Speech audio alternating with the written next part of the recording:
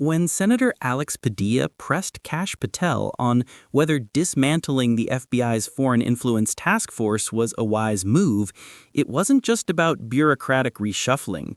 It was a warning about America's exposure to foreign meddling, the surge in gun violence, and the growing risk of political manipulation.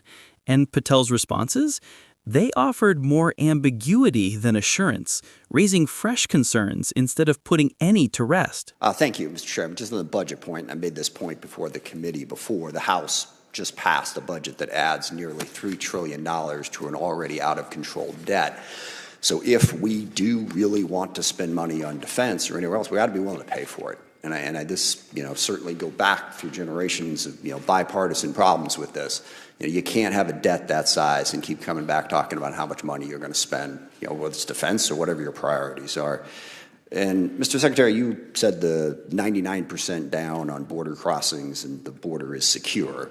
At the same time, we're going to take $1 billion out of the MILCON budget, out of building barracks, to send it for the border, and there's another 4,000 troops that we're planning on sending down to the border. Given that the border is secure, might you rethink that spending? Well, sir, we are securing it. It is secure, but it's a manpower-intensive effort at the beginning. Two different words there. It's either secure or secure. And it sounded to me like you said it was secure. It is secure. Okay. What we're continuing to do is expand that and fortify it through infrastructure, which is a big part of the budget on the Department of Homeland Security side as well. So it's that $1 billion you're talking about was from the CR in FY25. We fully fund that back and more in FY26 with a recognition that we were dealing with the world as it existed when we came in. And the previous administration said they needed new legislation to secure the border. It turns out you just needed a new president. I would point out president that with the Defense Department and DHS that was willing to go to the border and actually secure it, which is what we not submitted a budget yet. So whether or not you're putting that money back in remains to be seen. You have definitely taken it out.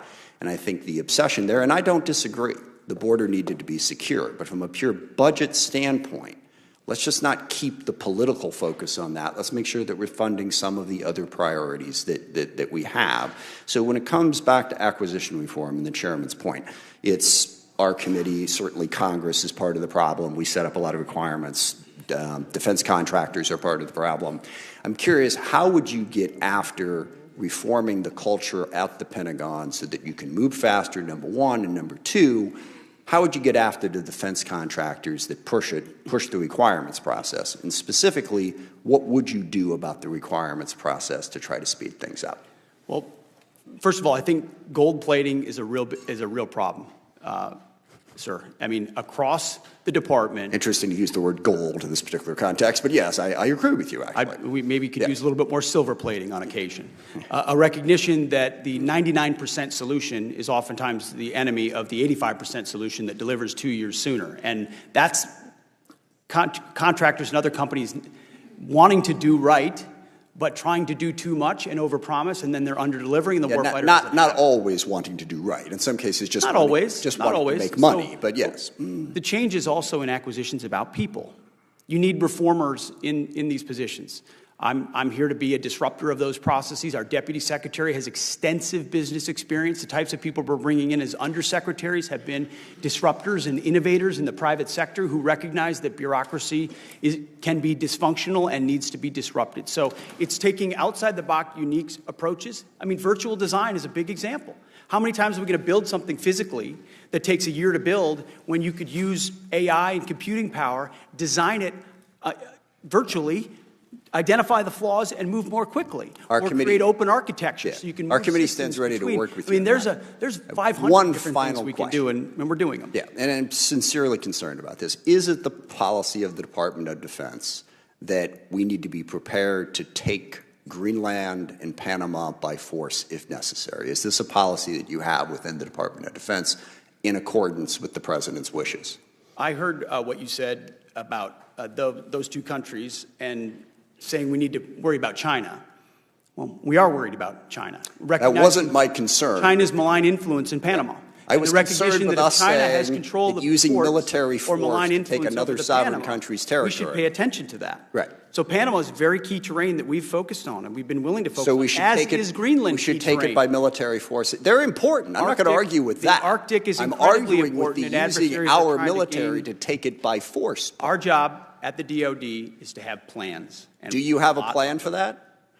Our job at the Defense Department is to have plans for any particular contingency. Including the contingency of basically Any invading contingency you need, we've got it. We've got a building full of planners, and we're prepared to give recommendations whenever needed. So just be clear, you have plans to take Panama and Greenland by force if necessary. I think the American people would want the Pentagon to have plans for any particular contingency. Not and for that thankfully, one, we in my are in the opinion. planning business. Speaking on behalf of the American people, I don't think the American people voted for President Trump because they were hoping we would invade Greenland. I'm going to go out on a limb on that one. I yield back. When Congressman Adam Smith looked Defense Secretary Pete Hegseth in the eye and asked whether the United States was prepared to take Greenland and Panama by force, it wasn't just a pointed question in a tense hearing. It was a spotlight on the dangerous intersection of military planning and political ambition, a place where diplomacy can either hold firm or give way to reckless adventurism. Think about what that exchange reveals. If a senior lawmaker feels the need to ask whether our government is drawing up invasion plans for sovereign nations, it shows how rhetoric from the top has bled into policymaking. On paper, the Pentagon is correct. It plans for everything. Thousands of analysts are paid to draft scenarios ranging from cyber attacks to asteroid strikes. But there's a difference between theoretical planning and political intent, and that's where things become troubling. When President Trump floated buying Greenland in 2019, most laughed it off. Denmark called it absurd. Yet here we are, years later, hearing serious questions about whether that same territory could be seized by force. What was once a punchline is now creeping into oversight hearings. That tells us how quickly fringe ideas can harden into policy discussions. The mention of Panama strikes another nerve. The canal has been a symbol of American power for over a century, and though it was returned in 1999, rising Chinese influence in Panama has revived old anxieties.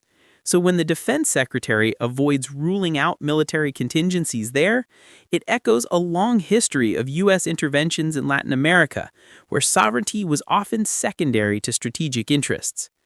The broader issue is how words, once spoken, reshape realities. Military planning should prepare, not provoke.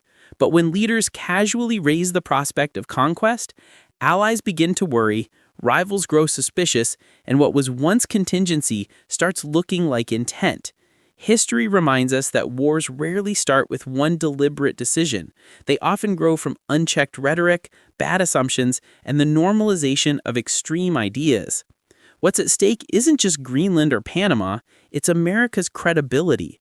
If the U.S. is seen as a nation willing to casually toy with seizing land, it undermines decades of work built on alliances, diplomacy, and international law. Trust erodes, and with it, stability. For citizens, the lesson is clear. Hearings like these are not theater. They are warnings. Democracy requires vigilance, and questions like Adam Smith's, however uncomfortable, are part of that vigilance. Because foreign policy isn't abstract. It affects service members sent abroad, civilians caught in the crossfire, and taxpayers footing the bill for either peace or conflict. So ask yourself, was Smith right to demand answers, or is the Pentagon's "we plan for everything" defense enough? Share your thoughts below. And if you want more deep dives that cut through the noise and examine what's really at stake in these political battles, subscribe now. Let's keep questioning, keep learning, and above all, keep holding power to account.